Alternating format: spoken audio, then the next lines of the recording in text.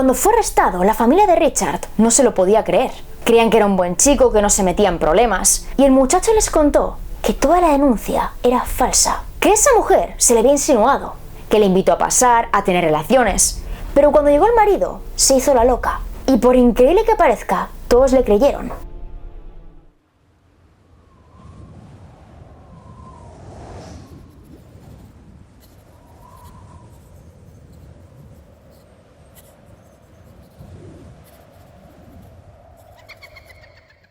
Muy buenas a todos y bienvenidos un día más a mi aterradora biblioteca. Por si no me conoces, me presento. Mi nombre es Nekane Flisher y cada semana, si todo va bien, traigo a este canal los misterios más impactantes de la historia. En el día presente traigo por fin el caso de Richard Ramírez, alias Night Stalker, el acosador nocturno. Lo pedisteis un montón en mi último vídeo, así que nada, aquí lo tenéis. Pero antes de empezar debo deciros un par de cosas. La primera es que las fuentes principales para hacer este vídeo han sido un podcast de Spotify llamado Asesinos en Serie y la serie documental que está en Netflix. He consultado más fuentes, ¿no? Pero estas dos son las que recomiendo al 100%. Ambos documentales están súper bien hechos, así que si tenéis tiempo y os apetece, echadles un ojo. Y aparte de eso, debo comentaros también un par de cositas. La primera y la más evidente es que he puesto telarañas. Bueno, más evidente, con la cámara esta no se ven mucho, pero bueno, hay telarañas, ¿vale?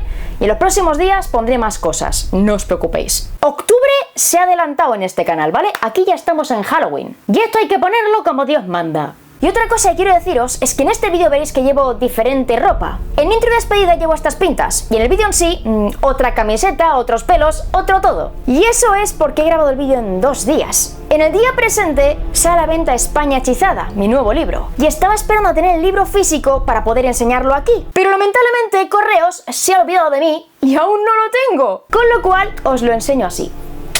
Este es mi nuevo libro, España Hechizada. Ahora mismo está disponible en todas las librerías, en el Corte Inglés, Casa del Libro, FNAC y también lo tenéis por Amazon. Y si no lo tienen en vuestra tienda de confianza, lo podéis encargar. Es la segunda parte de España Embrujada y en esta ocasión hablamos de leyendas españolas, de vampiros, de brujas, de fantasmas. Y dicho esto, ahora sí que sí, no me enrollo más y si os interesa el caso de hoy ya sabéis, apagad todas las luces, cerrad todas las puertas y poneos cómodos, porque aquí empiezan vuestras nuevas pesadillas. Y bueno, y así más, ¡empezamos!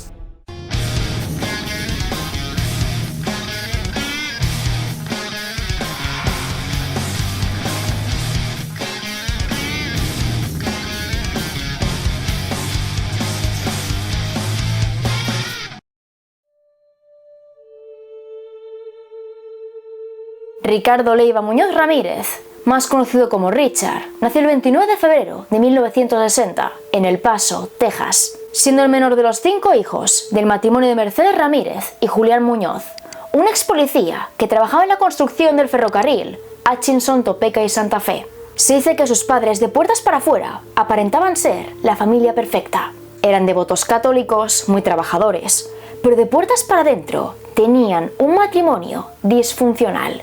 Y Julián, el padre, era un hombre violento que no dudaba en golpear a su esposa e hijos a la mínima.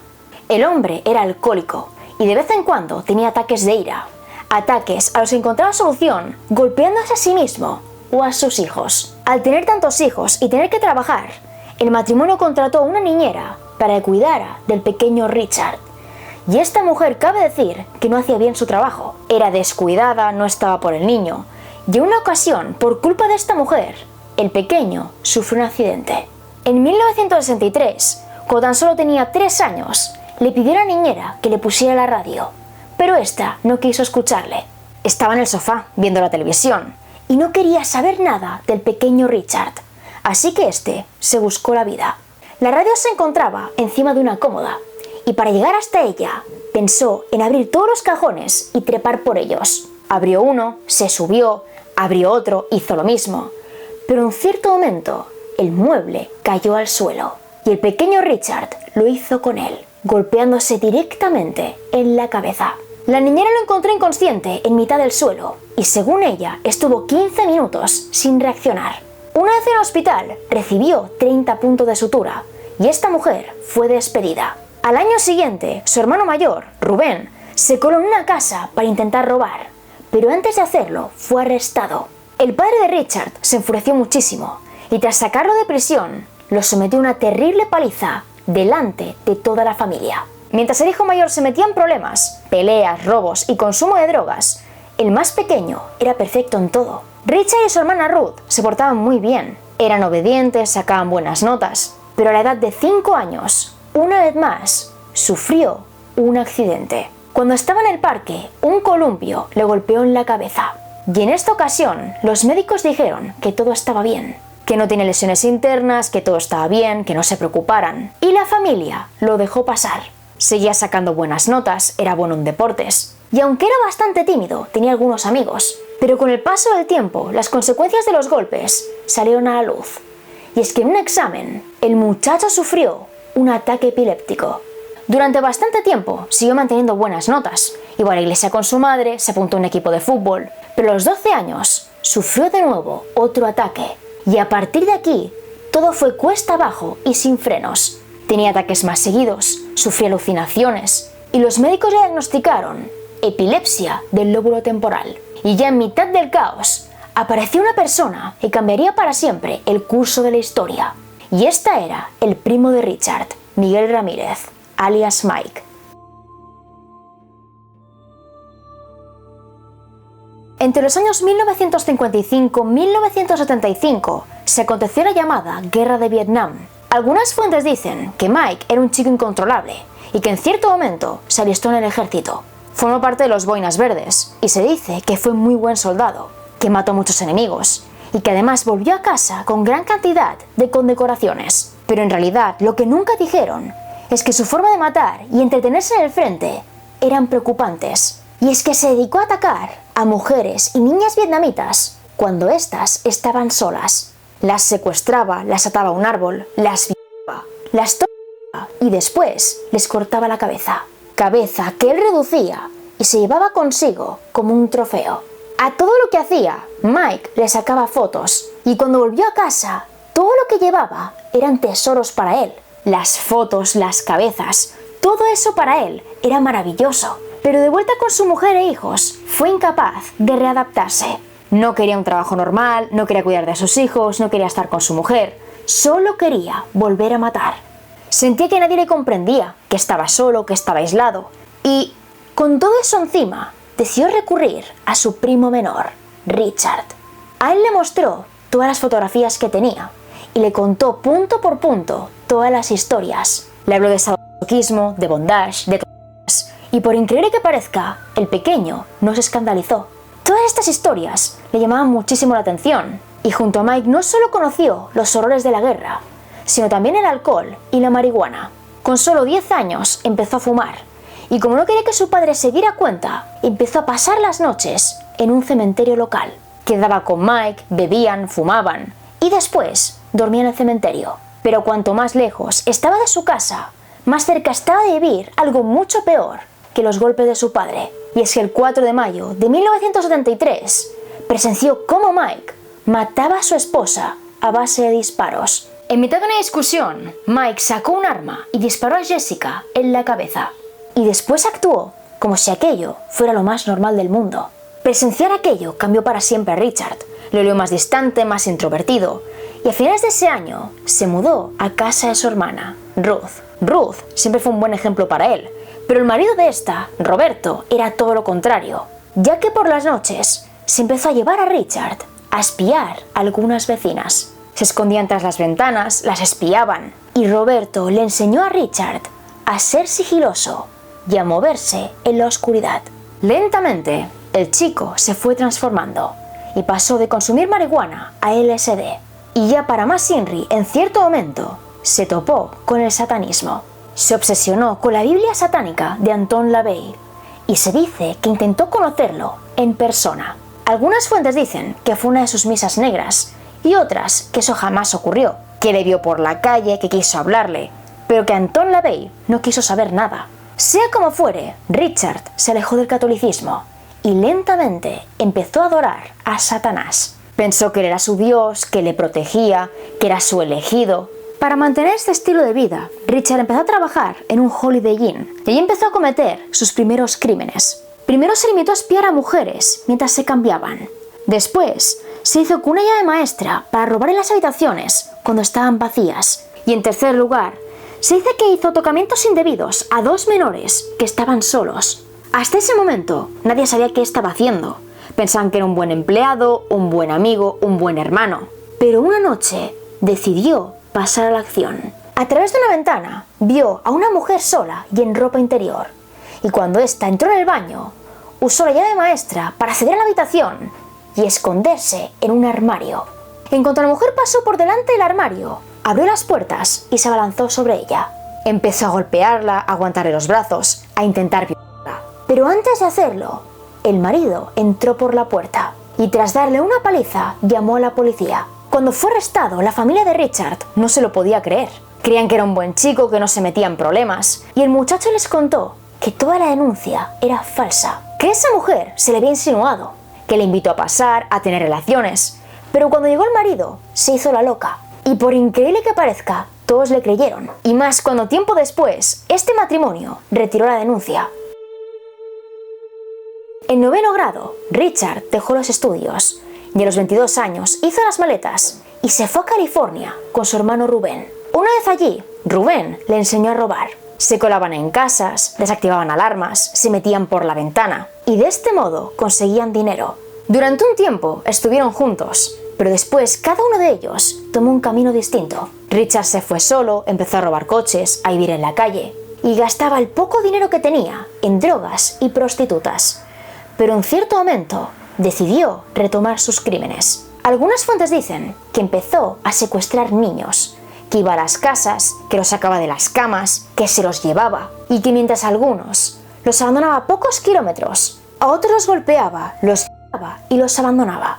Los niños que han vivido estos momentos tan horribles daban la misma descripción a la policía, pero no había forma alguna de atrapar al agresor. Y entonces comenzaron a acontecerse otros crímenes que parecían no tener ninguna conexión con los de los niños. Y es que el 10 de abril de 1984, Richard decidió secuestrar y matar a Mei Leung, de 9 años. La encontró en la calle y se llevó al sótano de un edificio ubicado en el distrito Tenderloin, en San Francisco. La trajo hasta allí y después la golpeó, la estranguló, la apuñaló con una navaja y colgó su cuerpo de una tubería.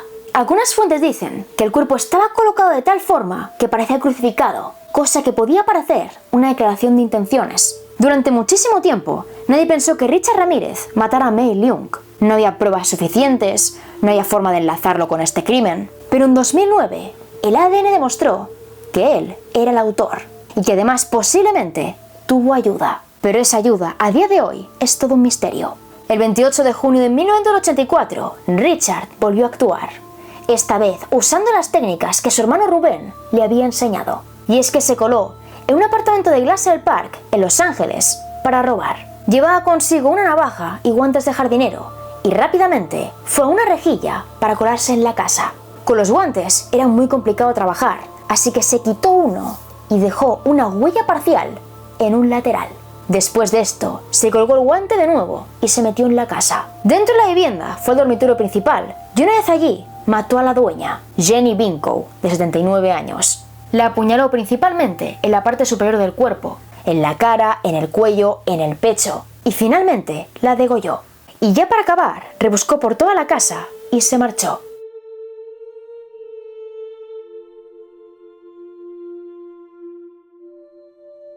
Richard Ramírez compró un arma para que todos sus crímenes fueran más sencillos, y esta fue un revólver calibre 22. A partir de aquí empezó a actuar pensando que Satanás le estaba protegiendo, que era intocable, que no podrían atraparle jamás, que era muy buen asesino, muy buen ladrón, y por culpa de esto fue un poco descuidado. El primer crimen de esta nueva serie se aconteció el 17 de marzo de 1985. Tras robar un vehículo, se cruzó con el coche de María Hernández, de 22 años, y simplemente decidió seguirla. La muchacha iba en dirección a casa y paró el coche delante del garaje. Accionó la puerta, esta se elevó, entró, y justo cuando bajó del vehículo con las llaves en la mano, Richard se coló detrás de ella y haciendo ruido hizo que la muchacha se diera la vuelta.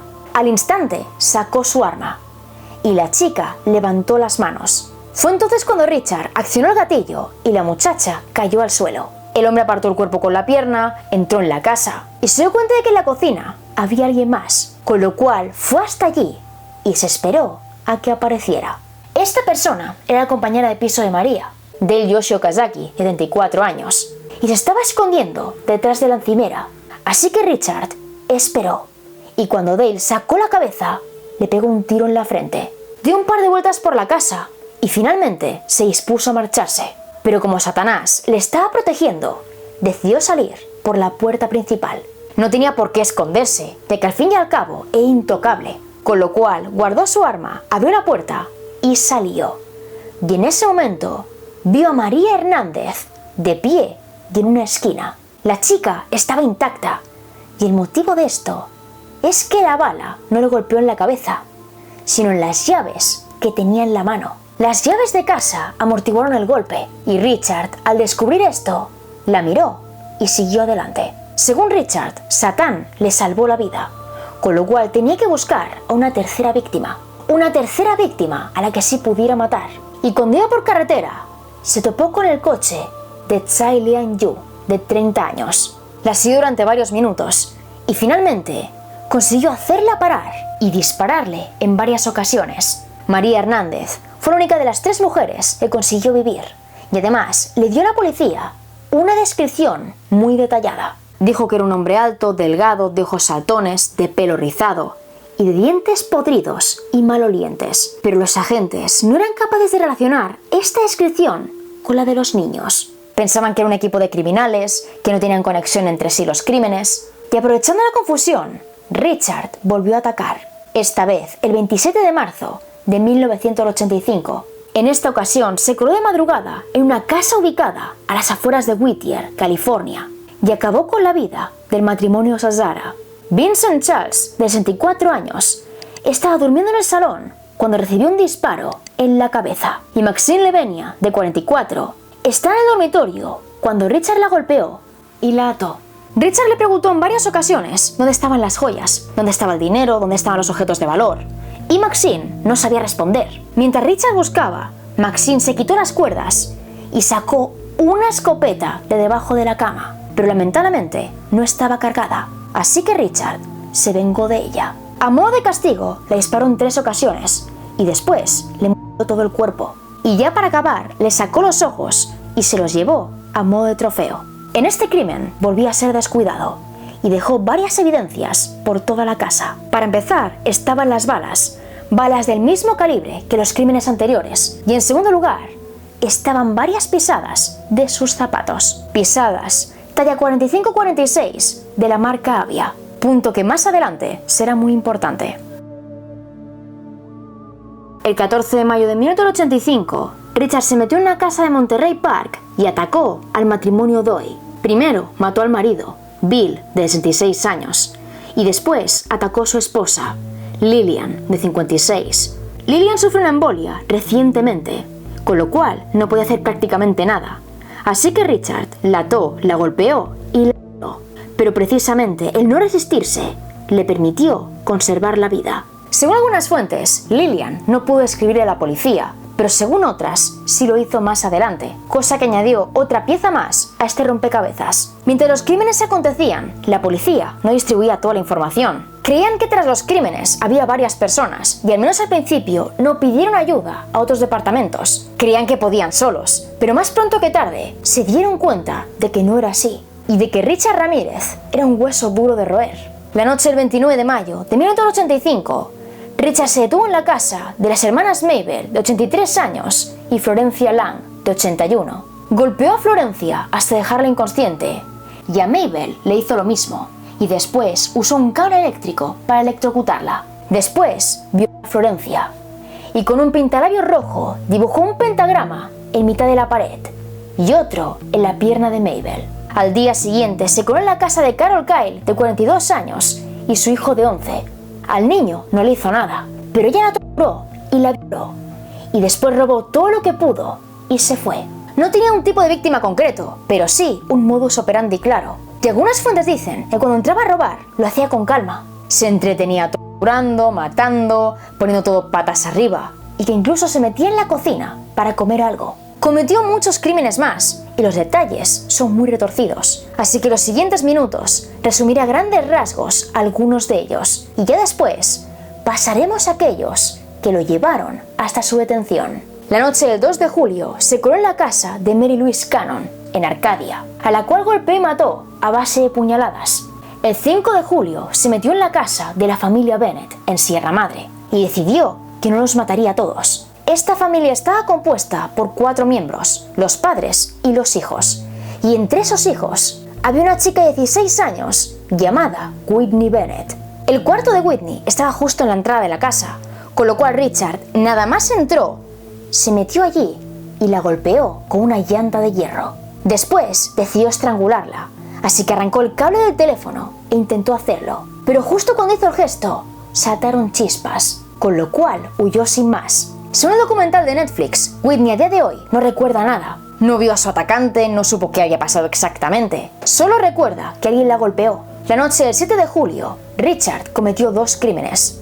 Primero se coló en la casa de Joyce Lucille Nelson, de 60 años. Y tras acabar con su vida, le pisó en la cara, dejando allí una huella bien marcada. Huella que coincidía con otros crímenes. Tras acabar con ella, buscó por el barrio a la siguiente víctima y acabó eligiendo a Sophie Dickman, de 63 años. Sophie no opuso resistencia, fue agredida, esposada, y cuando Richard intentó violarla, no pudo. Así que directamente robó un par de cosas y huyó. El 20 de julio cometió varios crímenes más. Primero se metió en la casa del matrimonio Niding, en Glendale. Lila Niding, de 66 años, y su esposo Maxon, de 68, fueron disparados con una pistola calibre 22 y fueron mutilados con una navaja. Y la misma noche que cometió este crimen, Richard se dirigió a la casa de la familia Kovanaz. Esta familia está compuesta por varios miembros, entre los cuales hay un pequeño de 8 años, pero este no resultó herido. Richard, como siempre, disparó al marido, China Rock, y después golpeó a su esposa, Somkit. Y ya finalmente robó algunas cosas y se marchó, dejando nuevamente a la mujer y al niño como testigos oculares. El 6 de agosto condujo hasta Norwich, concretamente hasta la casa de Chris y Virginia Peterson. En esta ocasión, la pareja consiguió sobrevivir y dieron una descripción completa a la policía. Y el siguiente crimen se aconteció el 8 de agosto, concretamente en Diamond Bar, California. Y es que allí quiso acabar con la vida del matrimonio Abowath. Nada más entrar, mató a Elias Abowath, de 31 años, y después prohibió a Sakina Abowath. Y esto lo hizo ante la presencia de su hijo de 3 años. Hasta aquí hemos conocido su claro modus operandi: colarse en la casa, matar al marido de la mujer, y sabemos que posee una pistola calibre 22 y una talla de zapato 45-46 de la marca Avia. Y además, había múltiples testigos oculares, gente que le describía como un hombre alto, delgado, de pelo rizado, ojos saltones y dientes sucios. Pero lo que no tenemos son grandes errores, y los siguientes 3 crímenes mostrarán algunos de ellos. Los medios de comunicación hablaban de él y constantemente publicaban retratos robot, cosa que a Richard le fascinaba. Recibió varios apodos por parte de la prensa, y entre ellos estaba Valle de Intrusos y Night Stalker, el cual fue su favorito. Le gustó muchísimo leer sobre sí mismo, sobre sus crímenes, sobre cómo podía ser, cómo podía actuar. Y cada vez que leía sobre sí mismo, se iba relajando más y más, porque estaba convencido de que nunca le atraparían. El 18 de agosto de 1985, se fue a San Francisco y atacó a Peter y Barbara Pan. A Peter, de 66 años, lo mató de un disparo en la sien. Y tras golpear y agredir sexualmente a Bárbara, de 62 años, le disparó en la cabeza y la dio por muerta. Estaba tan entusiasmado por la cobertura que recibía en los medios que agarró un pintalabios y garabateó un pentagrama en la pared y la frase «Jack el cuchillo». Y una vez más, dejó otra pisada de la marca Avia en la escena del crimen. Marca que, por cierto, no era muy común en aquellos tiempos. Esto permitió a la policía buscar al dueño y descubrieron que la marca Avia, concretamente de la talla 45-46, en Estados Unidos se vendieron 6 pares, 5 en Arizona y 1 en Los Ángeles. Y este uno era la fuerza, el hombre que estaban buscando. Hasta ahora los crímenes habían sido en Los Ángeles, pero este último fue en San Francisco, con lo cual la policía se puso en contacto con la alcaldesa de dicha ciudad. Y esta mujer dio una rueda de prensa para alertar a los ciudadanos. En esta rueda tenía que dar pocos datos, simplemente tenía que alertar a la población. Pero Dianne Feinstein fue más allá. Dio la descripción completa del hombre, que tenían balas calibre 22 y que su talla de zapato era el 45-46 y que además usaba la marca Avia. Dio información que la policía le dijo que no diera y empujó a Richard Ramírez a quitarse los zapatos y lanzarlos por el Golden Gate. Y no solo eso, sino que además robó un Toyota naranja y el 24 de agosto se fue a Misión Viejo y se coló en la casa de la familia Romero. Estaba muy nervioso y tenía muchísimas ganas de matar de nuevo, pero lamentablemente para él, esta incursión resultó inútil, ya que el hijo de 13 años de la familia despertó a todos porque sentía que alguien se había colado en casa. Tras este intento fallido, fue a la casa de unos vecinos, Inés Erickson, de 29 años, y Bill Carnes, de 30. Primero disparó a Bill en 3 ocasiones y después atacó a Inés y, por suerte, estas 2 personas consiguieron vivir.